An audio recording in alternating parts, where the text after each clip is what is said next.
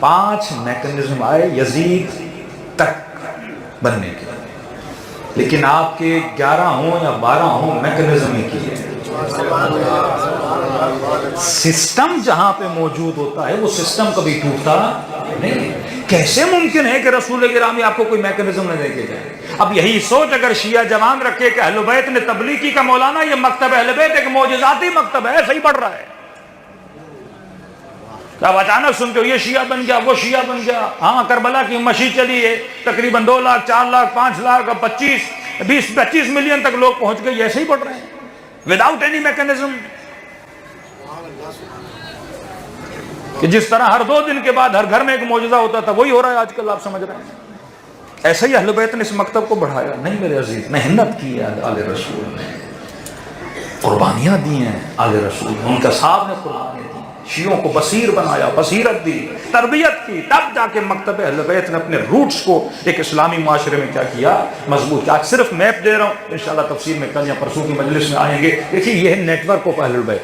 اب اہل بیت کے مکتب کو چلانے والے کون ہیں؟ 2، قرآن اور اہل بیت۔ انی تارکم فیکم الثقلین کتاب اللہ و عترتی اہل بیت، یہ 2 چیزیں چھوڑے جا رہا ہوں، ایک اپنی کتاب، دوسرا اپنی اہل بیت۔ آپ کے بھائیوں کا نیٹ ورک کس طرح چلتا ہے کہ قرآن اور سنت، قرآن اور سنت دونوں ریٹن مٹیریل ہے، سینٹنس ہے، قرآن بھی لکھا ہوا، سنت بھی لکھی ہوئی۔ اب لکھے ہوئے پہ چلا کیسے جائے؟ رول ماڈل تو ہو۔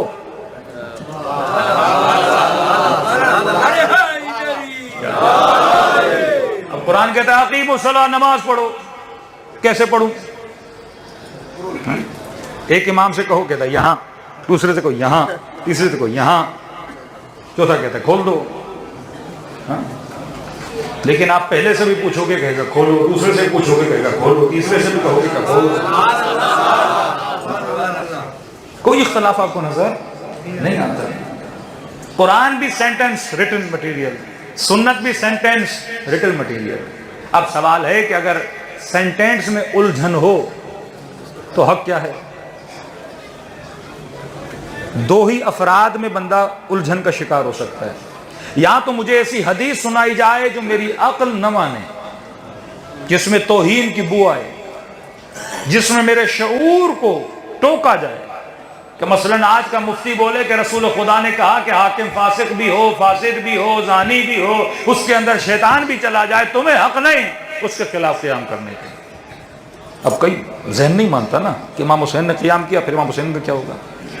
سینٹینس میں اختلاف ہو جائے تو فرمایا سینٹینس کو پہچان کے لیے معیار بنایا قرآن۔ میری حدیث سمجھ میں نہ آئے اور شک پیدا ہو کہ صحیح ہے یا غلط ہے، اسے کس سے ملاؤ؟ قرآن کی آیت سے ملاؤ۔ اگر ملے تو میرا کلام ہے، نہ ملے تو فرمایا اپنی جوتے کی نوک پہ رکھو، یہ رسول کا کلام نہیں ہو سکتا جو قرآن کی آیت کے خلاف ہو۔ تو سینٹینس کا تو مسئلہ حل ہو گیا نا، کہ سینٹینس میں شک ہو تو کس سے ملاؤں؟ قرآن سے ملاؤں۔ کہ پاکستان کا ایک مفتی تھا اور اس سے کسی نے کہا کہ قبلہ یزید ظالم ہے کہاں، کا فاسق ہے کہاں، کا ظلم کیا کہاں، کا پھر یزید پہ لعنت بھیجو۔ پھنس گیا نا، پہلے سارا اس نے اسے اگلوایا، ظالم تھا کہاں، جھوٹا تھا کہاں، فاسق تھا کہاں، کا فرزند رسول کے ساتھ ظلم کیا کہاں، اس نے پھر فوراً کا لعنت بھیجو۔ کہا نہیں یہ شیعہ بھیجتے، ہم نہیں بھیجتے۔ اب یہ رکا کیوں؟ کہ یہ شیعہ بھیجتے ہیں۔ میں نے کہا شیعہ نہیں بھیجتے، خدا بھیجتا ہے۔ لعنت اللہ علی القوم الظالمین، لعنت اللہ علی القوم الکاذبین۔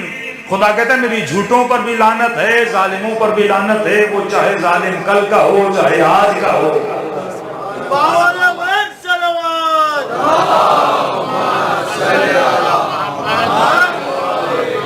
اب یہ کس کے مقابلے میں کھڑا ہوا؟ قرآن کے۔ خدا کا یرث الا عبادی الصالحین، میں زمین کا ورثہ کسے دوں گا؟ صالحین کو دوں گا۔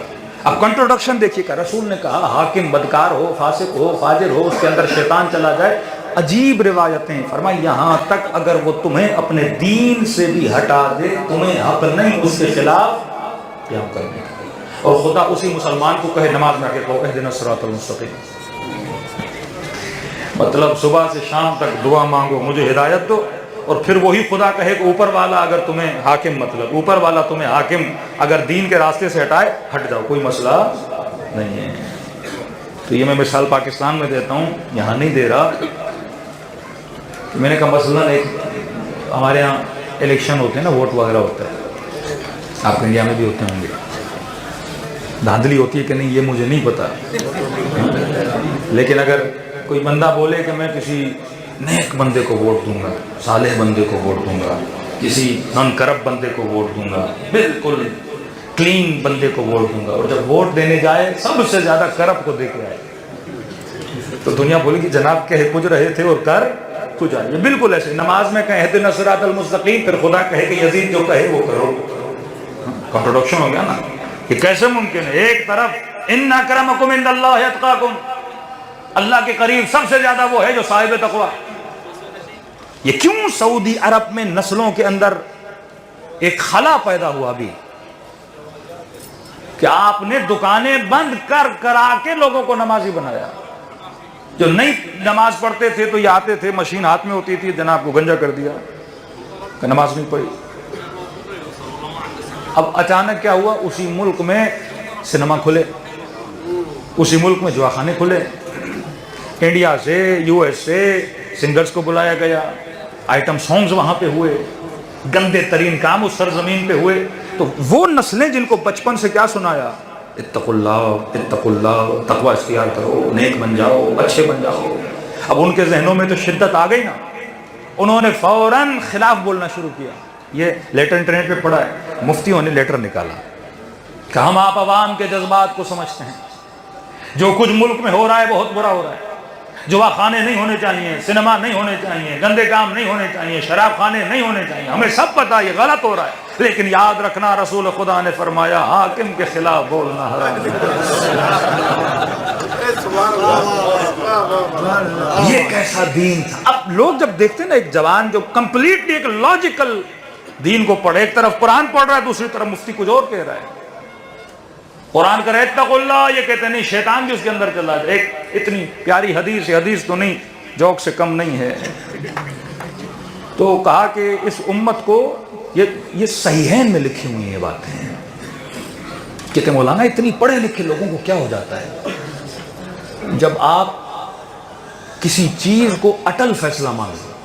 اٹل فیصلہ ہے قرآن، تو بھئی قرآن میں جو ہے وہ کیا ہے؟ صحیح ہے، بات ختم۔ اس کے علاوہ شیعہ نے آج تک کلیم نہیں کیا کہ ہماری کوئی کتاب صحیح ہے۔ اگر کوئی شیعہ کرے گا وہ بھی جہالت میں ڈوب جائے گا۔ ہم کہتے ہیں حدیثیں ودیثیں ہیں سب کچھ ہے، ان پہ تحقیق کو قرآن کی آیت سے ملاؤ، وہ ہمارے لیے کیا ہے؟ قابل اعتبار ہے۔ لیکن ہم نے اپنی کسی بھی کتاب کا نام صحیح، یہاں تک نہج البلاغہ کے سامنے بھی ہم نے صحیح نہیں لکھا۔ انہوں نے 2 کتابوں کو کہا کہ یہ 6 کتابیں صحاح اس کا صحیح ہیں۔ اب صحیح مطلب سمعا وطاعتاً، بلائنڈنس، جس طرح قرآن کو مانتے ہیں اسی طرح کتاب کو مانتے۔ اب اسی کتاب میں لکھا یزید جیسا بھی آ جائے آپ کو حق نہیں اس کے خلاف کیا کرو، قیام کرو۔ اب کہتے ہیں جس حاکم نے امت کو بدعتی بنا دیا، امت کو دین سے کیا کر دیا؟ دور کر دیا، کہتے ہیں قیامت کے دن خدا ان مسلمانوں کو اٹھائے گا کہ ملائکو لے جاؤ ان کو جہنم میں۔ کیوں پروردگارا کہ تم نے بدعت کی، دین کو بدلا، تم نے گناہ کیا، تم دین کے راستے سے ہٹے، کہ اللہ فیصلہ سنا دے گا کہ ان کو جہنم بھیجو۔ یہ کہیں گے خدایا رک جا رک جا رک جا، ایک بات کرنی ہے ہم نے۔ اللہ کہے کہ بولو، کہ پروردگارا تو نے کہا تھی اللہ میری اطاعت کرو، ہم نے تیری اطاعت کی۔ تو نے کہا وہ رسول ہے میرے رسول کی اطاعت کرو، ہم نے کی۔ پھر آپ کے رسول نے کہا کہ حاکم فاسق بھی ہو، فاجر بھی ہو، ظالم بھی ہو، تجھے دین سے ہٹائے اس کی کیا کرو؟ اطاعت کرو۔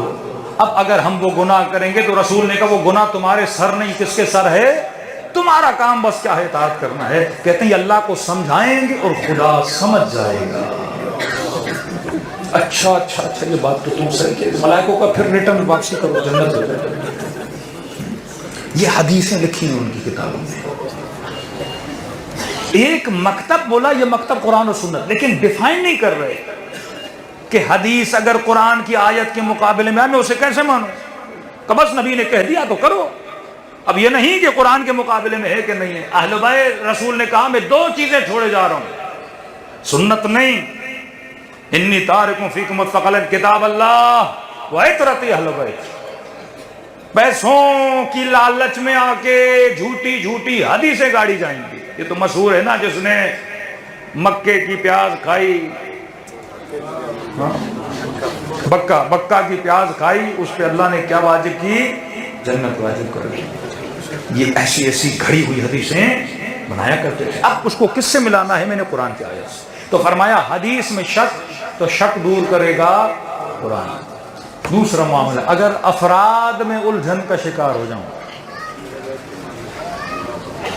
جنگ جمل، جنگ صفین، آیا مولا کے پاس، مولا مجھے نہیں سمجھ آ رہی، میں کنفیوز ہوں، کدھر دیکھتا ہوں طلحہ، زبیر، نبی کی زوجہ، ادھر دیکھتا ہوں علی، مالک، سلمان، ابو ذر، مقداد، مولا میں کیا کروں؟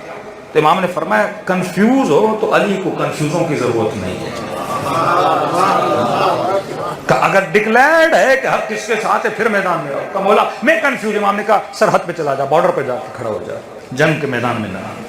اب رسول نے کہا کہ اگر میرے کلام میں شک ہو تو اسے قرآن سے ملانا، افراد میں پھنسو تو ان کو علی سے ملانا.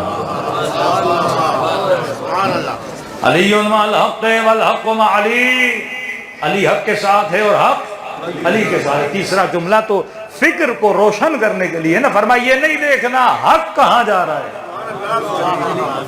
یہ دیکھنا علی کہاں جا رہا ہے. اب کبھی آپ نے جملے پہ غور کیا؟ یہ نہ دیکھنا حق کہاں جا رہا ہے، یہ دیکھنا علی کہاں جا رہے ہیں. تو سوال تو کر سکتے یا رسول اللہ کیا علی اور حق جدا ہو سکتے ہیں؟ کیا آپ بتا رہے ہیں ٹو وے ہے؟